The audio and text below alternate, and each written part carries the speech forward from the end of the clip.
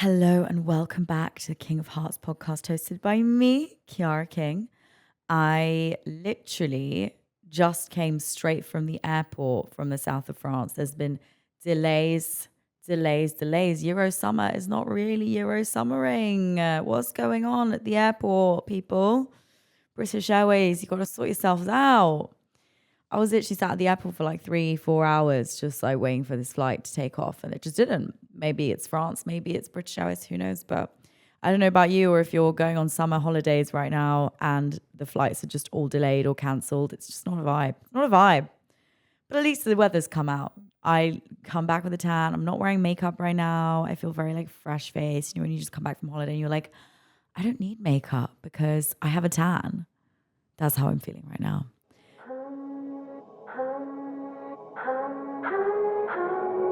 If you love me, let me fly away. Maybe I'll come back to you. Maybe I won't. Anyway, this week's episode is all about how I make money and how you can make money too by being a content creator.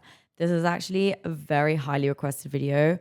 A lot of you are asking me, firstly, how do I make money? But also, how can I get started as being an influencer? Like, what do you have to do? How does it work? How do you make money? Do you need a manager? How much do they take? I'm going to run you through the whole down low on basically how I make money, how you can make money, because we all got to support each other here. You know, we got to help each other out. Do you know what I mean? And I feel like there's such a taboo with sharing about how much money you make, sharing how you make money, especially when it comes to social media. Like, we're all very like hush hush, like how much money we make, how we like work and stuff, because they don't want anyone else to be an influencer. But like, honestly, with social media, everyone can be successful in their own niche. Like, I don't think there's any competition. I don't find any competition between me and like my other influencer friends. I'm not like, oh my God, like she's making more money than me, or oh my God, she has more stuff than me, or like, oh my God, she has more work than me and she's doing this more than me. I just think everyone is so individual. And that's what I love about social media, is that you can literally do whatever you want and make money out of it. If you want to cook, you can make money out of it. If you want to ride planes, you can make money out of it. If you want a train spot, you can make money out of it. And not just silly money, like stupid money. Like, we're talking working with Gucci, yeah? It's serious shit. Like, social media is the biggest marketing platform in the whole world, and brands paid stupid amounts. Like, I am so silly. Like, I'm going to just tell you and go from the beginning of how I got into what I'm doing now. So this is how I make money. Most of my income, actually all of my income, is via TikTok and Instagram. I accidentally started social media in 2020 during COVID. I never wanted to be an influencer. I always looked down at influencers. I was like, ugh, I'm never going to be an influencer. It's not something that I ever wanted to be. I always wanted to be a singer or an actress. And I was like, oh, never. Like, oh, those annoying influencers in LA. Like, I'm never going to be an influencer and I'm never going to go to LA. What did I do? I became an influencer and I went to LA. Obviously, I didn't live in LA. Actually, no, I did live in LA. I lived in LA for like a few months, a year and a half ago. Not my jam, not the biggest fan of the city. I find it very overwhelming. Everyone is a social climber. Not everyone, but I don't want to stereotype here. The people that I encountered were very much either lost or hadn't made it. And that kind of like energy of not having made it kind of brings you down a bit. Or people who have made it, but also are lost. So everyone's kind of like lost, and lots of empty words are said in LA. Like, I just didn't really like it. I prefer Europe in terms of like, people are just more honest. They're not going to like sell you a dream. They're not going to be like, oh my God, I'm going to make you the biggest pop star in the whole world. And like, you're literally going to like, you're just going to dominate. You're going to be the next Dua Lipa. Like, no, honey. Like, yeah, I believe in myself, but let's not believe too much in the Delulu, because that's a little bit too Delulu, okay? Delulu is sometimes not the Salulu. So I went back to the UK and this was in like 2021, 2022, we're in 2024 right now. Oh my God, I'm losing track of the years. That means time is going fast. Oh no, that's not good. But anyway, I started social media in 2020 as a joke, like not as a joke, like obviously I did it did post every day, but I didn't think that was going to be that much money in it. I just kind of did it as like a hobby. I basically was just making relatable videos about dating and like funny skits, like based on my own life experiences. And then I got severely heartbroken. Well, actually, no, me and my ex were kind of like on and off in 2021. And 2021 was when I really popped off. And me and my ex broke up, and then we got back together, and then we broke up again, and then we got back together. So all of that like emotional turmoil made insane content for me in terms of like, I was just like heartbroken, kind of navigating. It was the first time I'd been in love, first time I'd been heartbroken, like all of these firsts. And then TikTok was there, and it was my way of basically like letting out my feelings. Like, I guess you could say like Taylor Swift of TikTok. I don't want to name myself as Taylor Swift of TikTok, but Taylor Swift makes her songs via the experiences that she's had in her relationships. I made TikToks with the relationships that I had through my dating life and my definitely poor choices in men. Very poor choices in men, by the way. I've been doing a lot of healing work the last few months because I'm not making those mistakes ever again. Never making those mistakes ever again. No. But anyway, so I started making videos. I then in 2021, I was paid for the first time by a brand. I remember it was a dating app. I think I had 500,000 followers, maybe 600,000 followers on TikTok in January of 2021. And I wrote on my dream board, like I was manifesting, like this year, I want to make this much money. My goal was to make 100K. Okay. That's a lot of money, 100,000 pounds. And I was like, oh my God. I just said it as like a joke. I was like, I'm not going to make that. And to be fair, I didn't make that year, but it was like, I was dreaming of making money from social media, right? Because I was getting 600K followers. Like I hit 1 million in May of 2021. So I had 600K in January of 2021. So this dating app emails me and they're like, we'll pay you. Bear in mind, 600K followers on TikTok is a lot. And the algorithm was insane back then. Like it was like every video was getting millions of views, okay? They paid me £200. Or was it £100? I don't even think it was 200. I think it was £100 for a TikTok, which now is like unheard of for someone who has 600K with that high engagement. Like you're talking like thousands for a TikTok, okay? This is how much things cost, right? So imagine social media is the biggest marketing platform. Before it was TV and adverts and like those kind of adverts. So people put so much money in TV adverts. Nowadays, everyone puts so much money in social media because that's where people are watching. People don't watch TV anymore. People watch TikTok and Instagram. Let's be real. No one watches TV anymore. Okay, maybe they watch YouTube. Like, okay, and that's social media. So, you know what I mean? I was like, oh my God, a brand is paying me £100 for a TikTok. That is so much money. Oh my God. So I go and put all this effort into this TikTok. And I was like, oh my God. I did super well. And then I remember getting paid like £200 by like a COVID mask company to wear their jelly mask, like a COVID mask thing. And I was like, oh my God, they're paying me like £500 for a TikTok. That's insane. I remember working with Amazon Prime in 2021 as well. They were one of my first clients and they paid me £500 for a TikTok. And then the next video, because that went super viral, got like 4 million views or something. The next video, they wanted me again.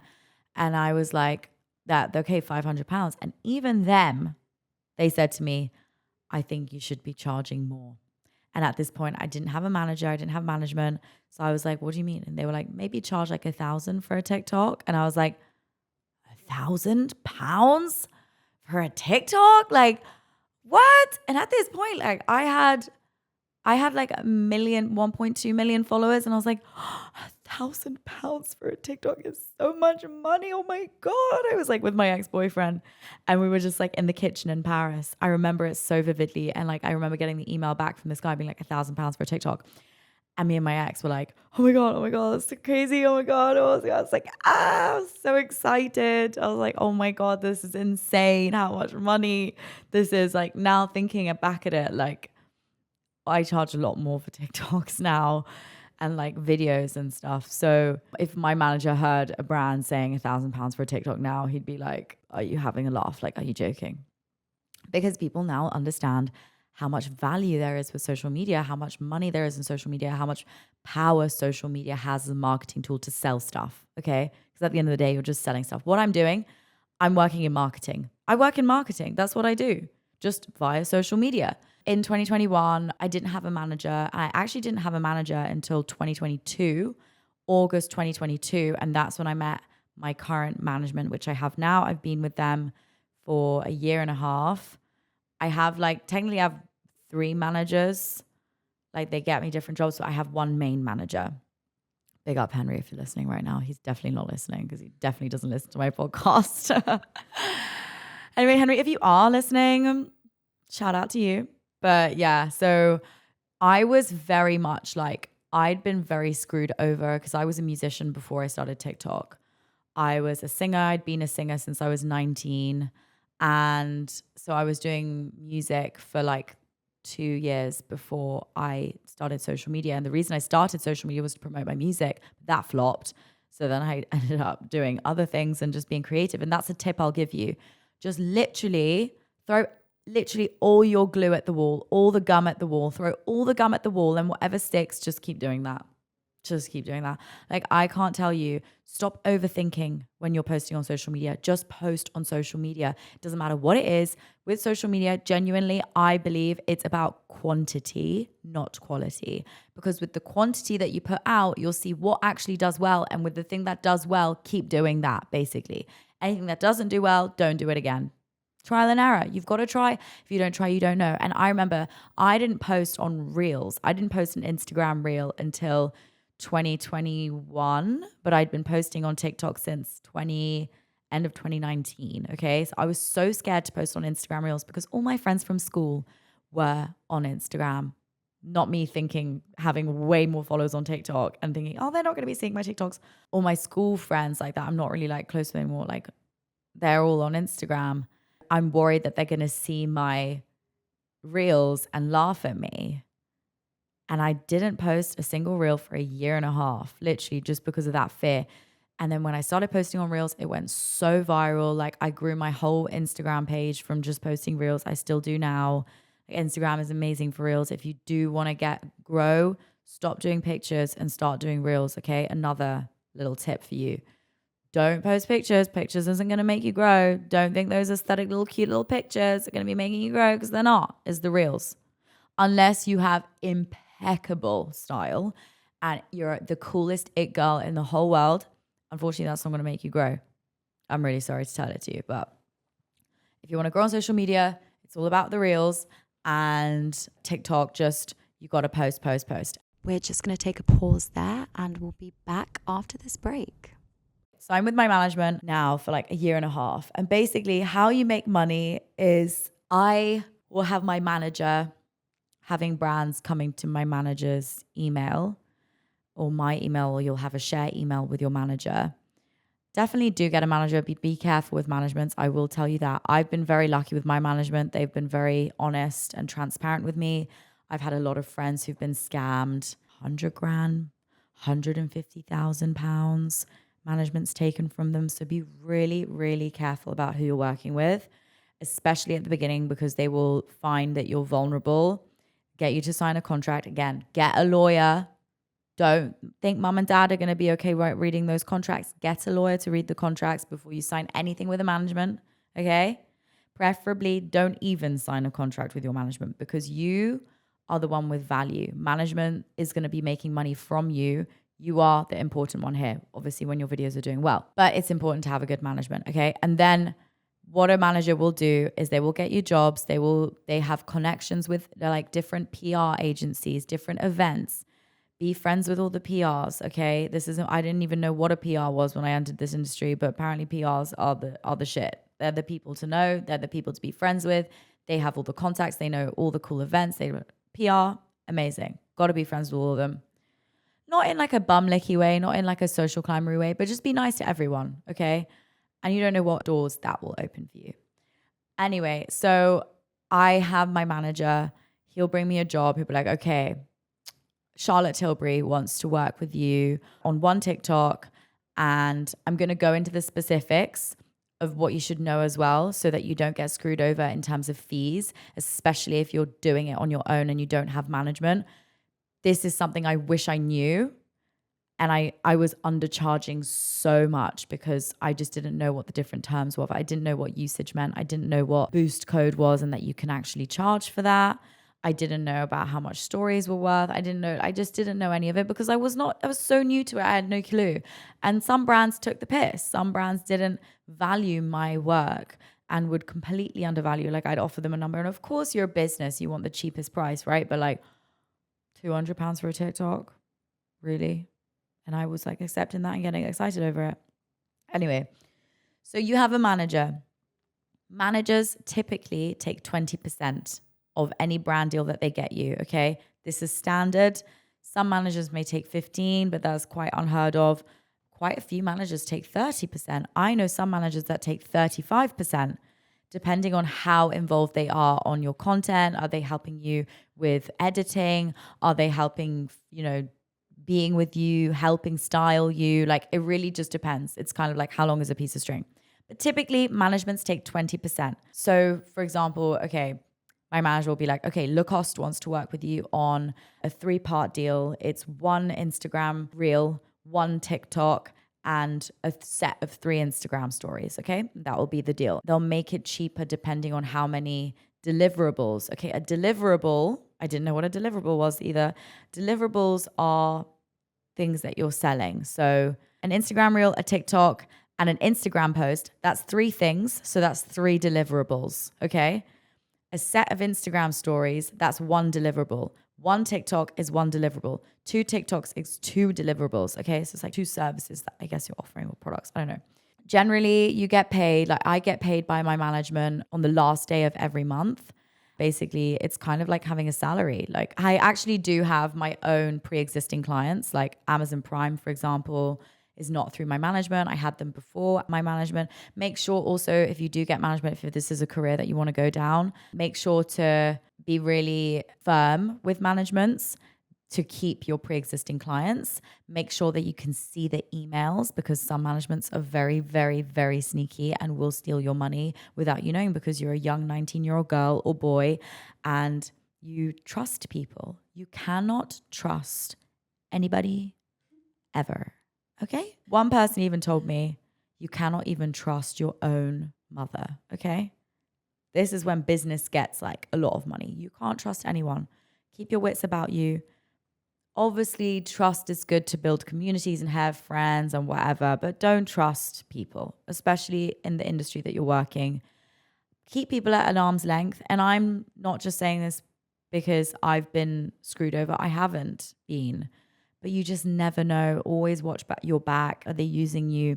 Are they stealing money from you? Blah, blah. Because like when you start making a lot of money from this, you have no idea how many people want to be around you. And then when you, for example, get cancelled or get hated on for a bit, watch who drops out of the picture and doesn't want to be around you anymore. Be very, very, very, very careful about who you surround yourself with, especially in this industry. Doing social media, I've had such a pleasant surprise with the kind of people that are in my industry, like in terms of like influencers. I thought influencers were stuck up, bitchy, mean girls, like competitive, just like rude. Everyone is so nice. I've only had one encounter with 2 influencers I'm not going to name that I had a bad encounter with. They were just very, very, they thought they were the best. Yeah, they're like not very liked in the industry because kindness, it's obvious people can tell energy. Like, if it's not just me not getting along with them, and I get along with everyone. If I can't get along with them, not many people can get along with them. But anyway, not going to name names here. I'm sure they have their own way of living life, which is not very kind but everyone has their past. I'm not judging, but I didn't have a good experience with that. But other than that, 99.9% of influencers are so kind, super hardworking, very humble as well. Like you think that, they're all showing off on their brands and stuff. But a lot of influencers that I know are not dripping in brands. Like you wouldn't know that they had money. You wouldn't know that they're making stupid amounts, like hundreds of thousands a year, if not millions. Like one of my good friends, You would never know. You would never know. You know, so it's like there's so many misconceptions about influencers that we're like stuck up, that we're in your face, that we also, I've heard different things. I've had two different sides. I've heard people thinking that influencers make no money, and I've had people saying influencers make millions. Okay. Obviously, how long is a piece of string? There are different influencers, different engagement. Like, yeah, some influencers don't make any money because they're probably buying all their followers and their engagement's really bad and their content's just not good and it doesn't just like no one watches their videos. Okay, fair enough. But then you have people making millions. Okay. I'm not part of that category yet, but one day I hopefully will be. But yeah, hundreds of thousands of pounds, pounds, millions of dollars. You know, you can make so much money in social media and you would be silly not to make the most of this job if you want to be in it. You know, the beauty of social media is you can travel. I literally just got back from the south of France, chilling. I was with Tory Burch. We were just chilling on a boat, taking pictures and making TikToks. Like, what more could you want? Of course, I'm speaking as if like it's all rainbows and fairies. Don't get me wrong. Has my mental health been really bad? Absolutely. Does it rip the serotonin levels out of my body? Absolutely. Are my dopamine levels very low because I'm constantly on social media scrolling and doom scrolling and just like I have an addiction to social media, which makes people depressed? It made me depressed. Yes. Yes. But is there a lot of money in social media? Yes. Is it hard to say no to it? Yes. You know, I've hit burnout from working so much and traveling so much for work.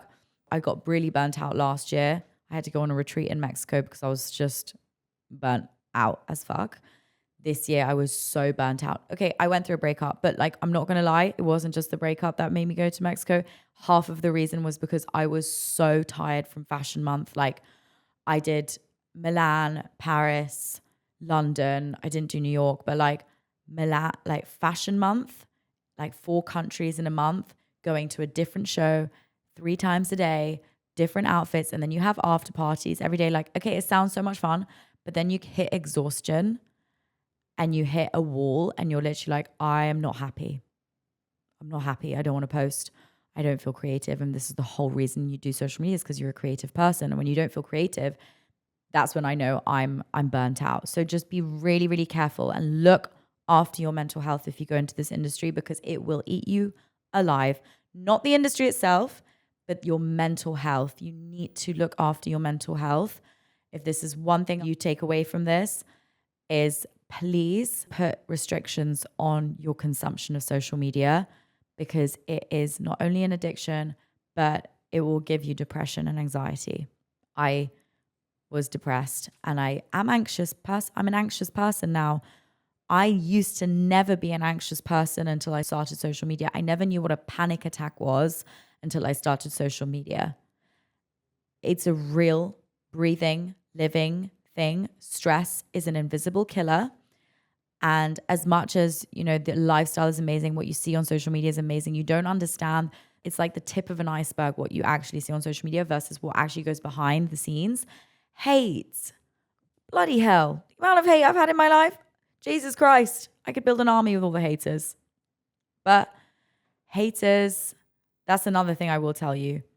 Haters are going to make you successful.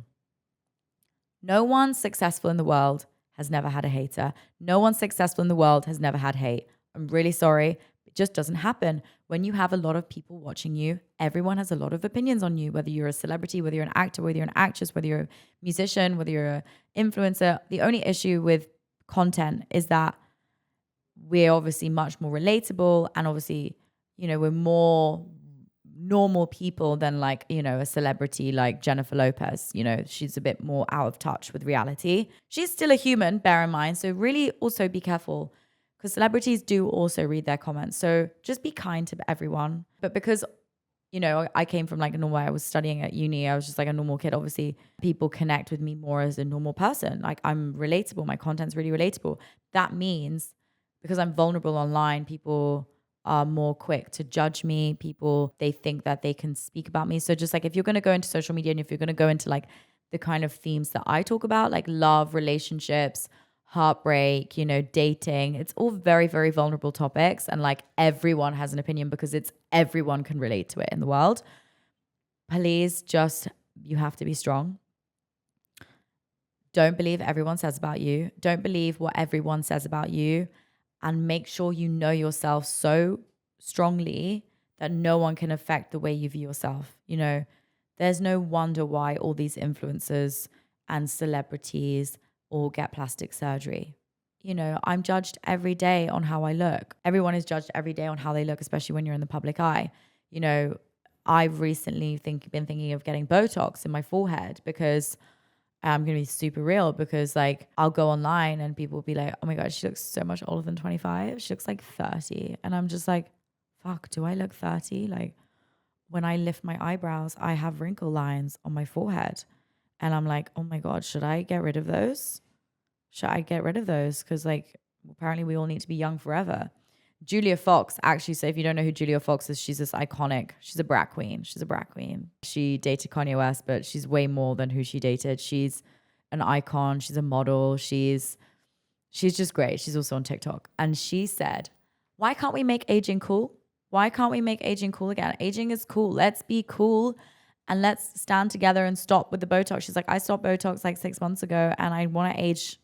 I want to age. I think aging is cool. And I love that. You know, the guys probably hate it, but the girls, we stand. I stand by her so hard. I love her so much. But anyway, just to wrap it up, you know, social media, what I do for work, I actually made no money on music. I made no money in music. I was a musician for like 6 years. I made zero money. If anything, I lost money through court cases and I had an issue with a record label. It was just a nightmare. So I just went independent, but then I had to do everything myself and I had to pay for everything myself. So then I lost like thousands and thousands and thousands of pounds on music. So now I'm taking a little bit of a break from that and just doing social media because it's working for me. You know, I just tapped on the door and it opened the floodgates for me. Whereas with music, I was banging on the door and it just didn't want to open. Just didn't want to open. Who knows in the future? Like never say never, but anyway, I'm just like focusing on social media right now. So yeah, I make money on TikTok and I make money on Instagram. You can also make money on YouTube with YouTube Shorts, AdSense revenue. You can make money on Snapchat by posting on stories. I'm posting on Snapchat now, but that is just such an effort. You have to post like 100 times a day. Ugh, it's a lot. It's a lot. But yeah, so I hope that cleared things up. I hope that you'll come away with the positives and the negatives of working in social media. But also, if you're young, this is like the best job. It's so much fun. So many cool events. I've had the most insane opportunities that I probably would have never done if I wasn't working in content creating. Like I would have never flown in a Spitfire vintage plane upside down. I would have never done that. I would have never flown to Barbados to a crop over festival. I would have never flown to New York to go to cool events and meet all these amazing celebrities and do all these cool premieres and blah, blah, blah. Like it's insane the amount of opportunities that social media has. You just have to control yourself, stay calm, don't listen to haters. Haters make you famous. Remember that, okay? The moment people stop hating on you is the moment you've become irrelevant. That's another thing. Because if you're in the public eye everyone will always have an opinion. So the moment the haters stop, the moment you're doing something wrong. My mom always told me, the moment you stop getting hate is the moment you started doing something wrong. No one's jealous of a loser. Just saying. But yeah, if you do have any more questions, feel free to please DM me on Instagram if you listen to this episode and you want some more information on like how to make money on social media, how much you should be charging. Like, honestly, I'm really happy to help because I know that I would have wanted someone to tell me what to charge and how to make money on social media. But yeah, also usage, you should be charging for usage. Okay. Usage rights is basically like how the brand can use the content as well. The name of the honestly, I don't really know. My manager knows better than this, but yeah. And then there's also exclusivity that you should be charging for. So for example, with GHD, I'm working with GHD. I work with them for the whole year as a brand ambassador, but I'm exclusive with GHD. So I can't work with any other heated tool brands, which obviously could diminish your jobs, which means you should be charging for exclusivity rights. That's another thing. So just to know, or like if a perfume brand wants you to work exclusively for them for 3 months, you should be charging for that 3 months exclusivity, extra money. I don't know how much, thousands. I don't know. It could be hundreds, could be thousands, depending on your followers. But yeah, I hope that cleared things up. And also get an accountant. Get an accountant and get yourself signed up for VAT, because when you earn over £80,000 a year in the UK, you need to be charging VAT on all your brand deals. And a lot of my friends forgot to do that, or their managements didn't tell them that they should be doing that, and they had to pay a lot of fines to the government. So make sure you're paying your VAT, okay? If you're earning over £80,000 a year, any company. Also set yourself up as a company. Sorry, I'm like spitting all these things out because I'm just remembering it now. If you're a sole person like earning money and you don't have a company, just to like help you with tax, because if you're earning over £40,000 a year, you have to pay like 40-50% tax in the UK, probably the same in France or wherever else in the world. Set yourself up as a company, okay? You are a company now. You're a limited company. Speak to your accountant about this. Set yourself up as a limited company and put everything through the company, expenses through the company, because everything's going to go towards your work, lighting, equipment, blah, blah, blah. And tax is 21% in the UK, so it's half. Just a little fun tax tip there. It is fun when you're not paying 50% tax. No one likes taxes, but we all need to pay them. I pay my taxes. You should be too. Okay. Anyway, I love you so much. I hope that helped you. I hope you learned something. I hope you are motivated or maybe demotivated to doing social media. But honestly, on the whole, I love it. I love what I do. I honestly couldn't do anything better. I'm so grateful, really. I get to travel the world, make TikToks, meet amazing people, maybe not work too hard. I am a little bit of a workaholic. And I literally don't have time for anything else other than traveling with work and making content. But it's fun. Who knows how long it will last? We'll see. But right now, I'm enjoying it. See you next week. If you did like this episode, please follow, subscribe to the podcast, like, comment, send a message, write a review. It really helps with the pod and it helps me. Okay, I love you so much. See you next week. Bye. Maybe I won't.